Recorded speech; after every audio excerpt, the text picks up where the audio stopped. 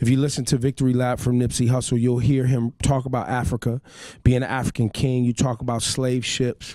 You know, obviously you have your affiliations from your neighborhood and the way you were raised, right?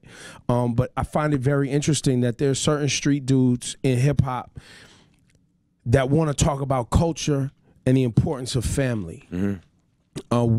Where does that come from for you? Well, you know, we talked about it off camera. My dad was born in Africa, in a country called Eritrea.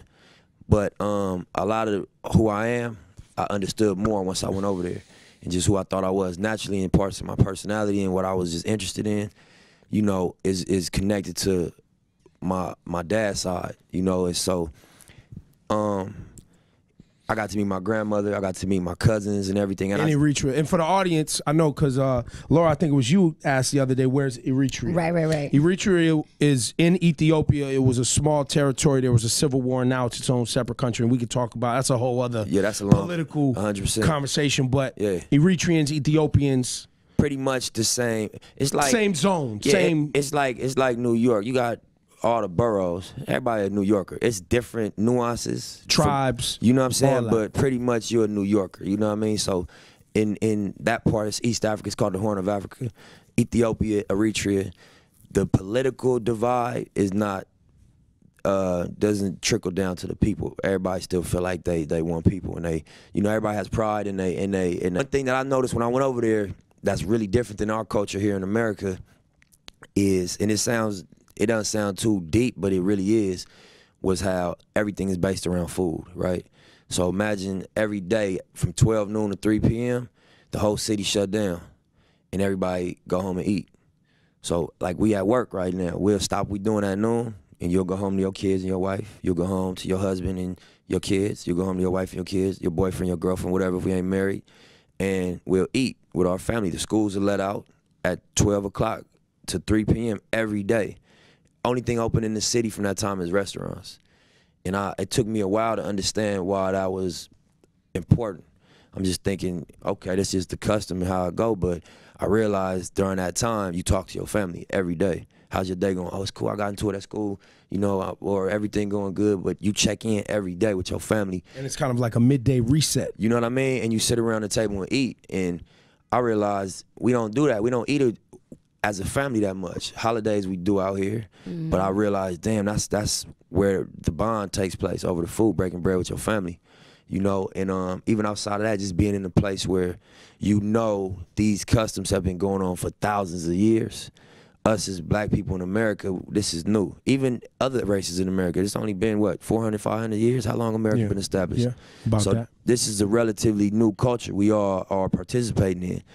And to know that the customs of the land that you in are thousands and thousands of years old does something also. You kind of feel like there's been a trial and error, so whatever ended up sticking around, this must be some value to this. You know what I'm saying? Yes.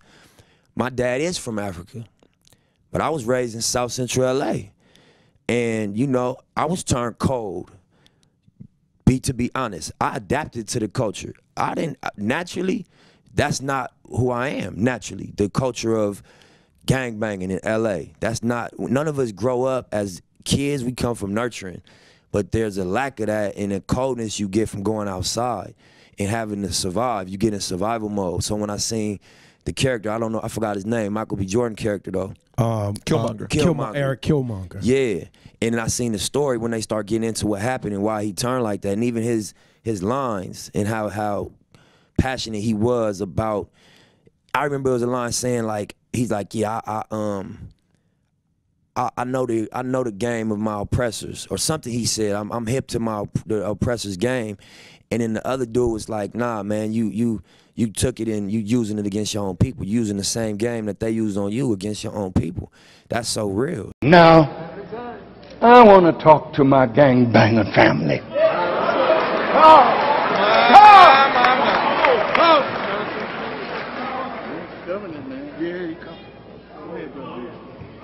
You make it very difficult for me. Go ahead, say that. Go ahead. In the 60s, we knew who the enemy was. But in 2007, you're the enemy. It's black people killing black people. Black people robbing black people. Black people raping black people. I'm talking to you. Go ahead.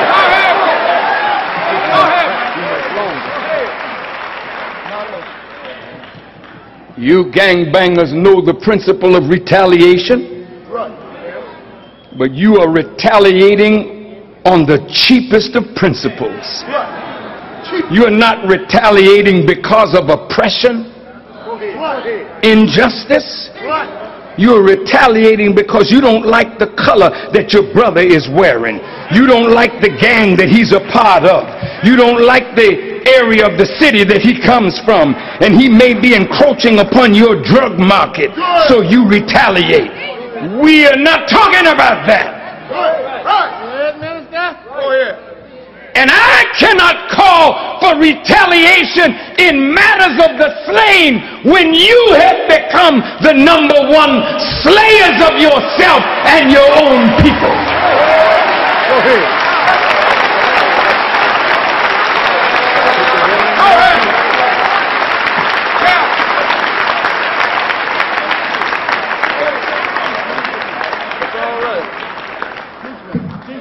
The 60s were different. Yes, sir. 50 years later, the context is different. God is retaliating in his own way. But this murder that is going on in our own community makes it difficult for me to make the right and necessary call for your justice. Listen.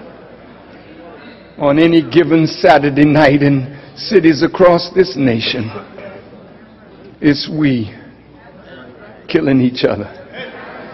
You make it easy for racist police to kill you because you are busy killing yourself.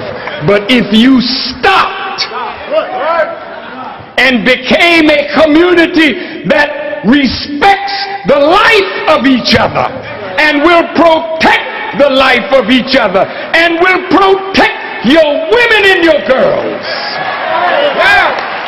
And if an enemy of that peace comes in among us, you know what I'm saying? That's what gangbanging is. That's what gangbanging is. And I had a convo. It's crazy. I was sitting next to Michael Eric Dyson on the airplane on a random on the way to New York. Just this time, and Van. Well, there goes any sleep. I'm just kidding. I'm sorry, Michael. I'm just kidding. Keep nah, going. he was cool. I was the one talking. I was trying to get some lingo up out of him. Yeah. But he's got some knowledge. Nah, for sure. And so I was just telling him, and I'm gonna be honest and speak blunt. I'm like, you know what, man?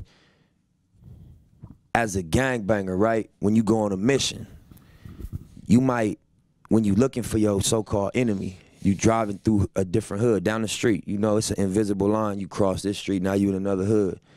And you hunting. And when you looking, you gonna pass up the dude that's dressed square, right? You gonna pass up a dude from a different race. When you see somebody that's dressed like you dress and got the walk like you got and got the body language like you gonna say, there you go, get him. And that's deep. Whew. You know what I'm saying? When you really unpack that. That's crazy. You know what I'm saying? You looking for yourself just on the other side of town.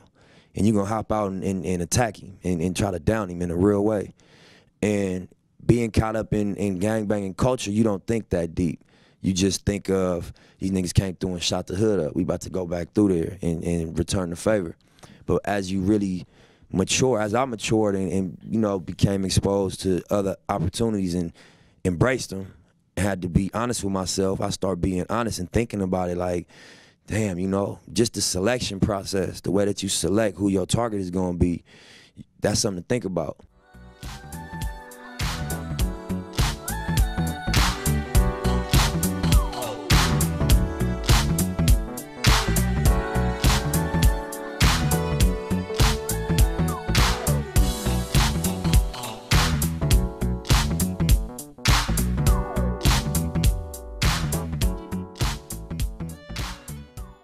I named my last album "The Spook to Sat by the Door." You know what I mean? When I finished my situation with our partnership at Atlantic, and for anybody that ain't seen that book, seen that movie or read the book, it's about a gang member from Chicago who presented himself in a way he never caught no cases. He had a clean cut look, and he infiltrated the CIA. Yep. And he became educated and basically he used their agenda, which was to have a token nigga in the CIA for political reasons. You know, we gonna speak blunt, fuck it. He used it against him. And I think that in terms of hip hop, you think of the message that they embrace, I feel parallel with, like, you know what I mean? The power structure. I don't mean the culture of hip hop, but the power structure of music. They got prescribed personas they expect from us. You know what I'm saying? So I feel like the way he used their intention against him was one of my underlying strategies. You know what I'm saying? You got to put the medicine in the candy. 100%. And what's interesting about that book, all his people used to call him Uncle Tom and a coon, you know what I'm saying? Sellout. Yeah. But he was there working for them the whole time. Yeah, and he I don't want to go blow nothing up like he did in the movie, you know what I mean? But just in terms of being able to mobilize his homies to a higher cause, you know? That's something I feel like we all got to do. Me and Kendrick and Top and Snoop. Kendrick talk about it in Dedication. We had a convo at the Pac premiere, just about, you know, a little bit of what we talking about. I wanted my message to impact gang culture. You know what I'm saying? I wanted what I had to say to impact individuals like myself, young people that was in these areas that was controlled by gangbanging. I didn't want to preach to the choir, but I wanted to be able to say, you know, I'm one of you. And where I'm gonna go, wherever I end up, you gonna know that you can end up there too. Whether it's at the top of the game or in a successful situation as a business owner, I came from this and it's authentic, and I'm not on the outside of this culture.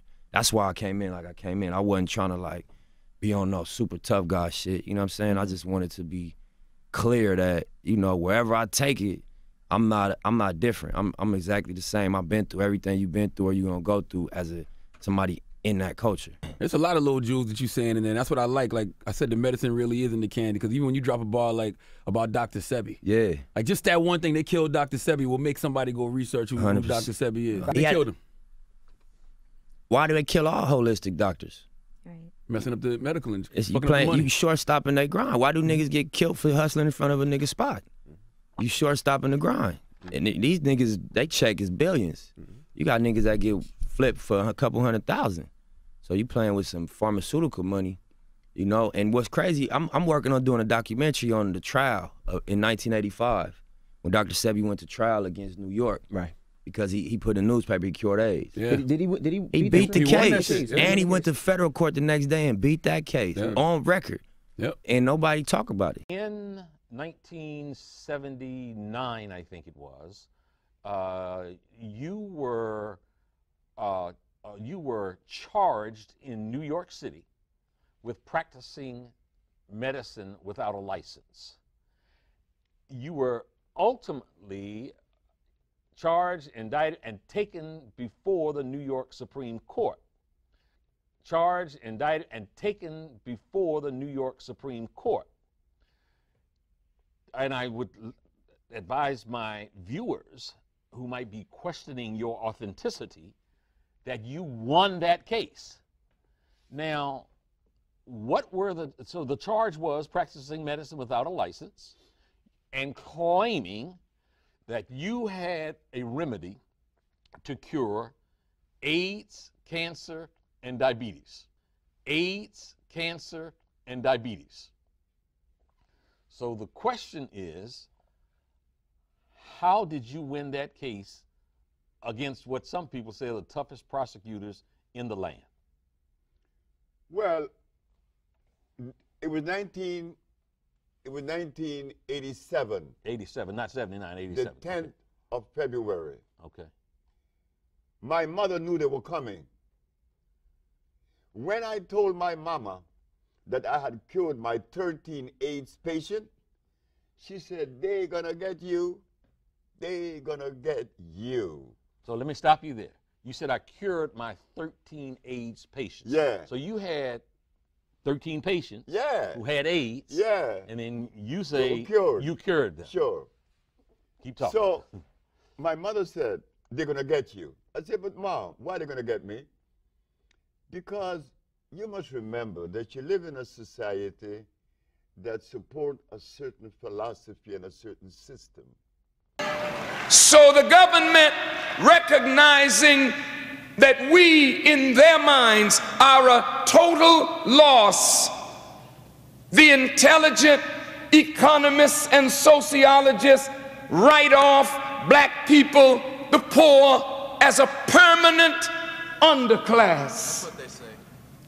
Permanent underclass. Think of the words, that we are doomed from their vantage point to forever be an underclass, doomed to be forever poor. So when they come back to the highest authorities, total loss. So the black community in Milwaukee, in Chicago, in New York, in LA, in Cleveland, in Miami, in Augusta, Georgia, in Macon, in the cities throughout America, is abandoned.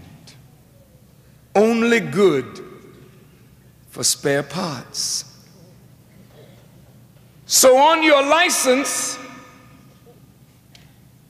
in case of an accident, sign here if you want to give away your eye or your heart or your liver or your lungs.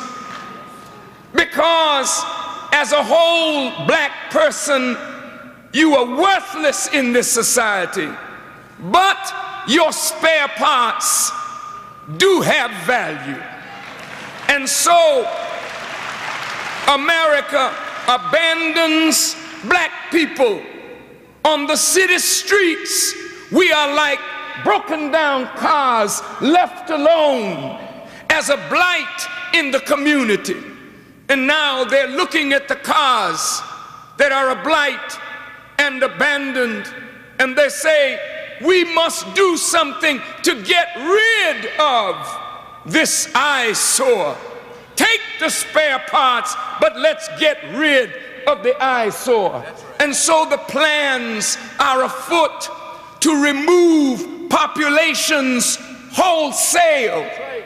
Listen to me, beloved. I'm not trying to sound an alarm calling fire in a movie theater and there is no fire. The smoke of our extinction as a people is already in our nostrils. You know that something is wrong way up top. You know that something is happening, and I tonight want to point it out to you and to say to the government, hold it right there, Mr. Bush. Don't make another move on black people.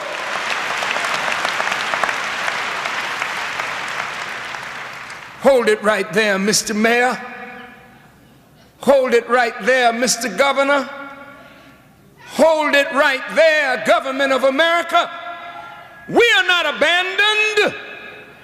We are not forsaken. We are not a total loss for what you have written off as impossible.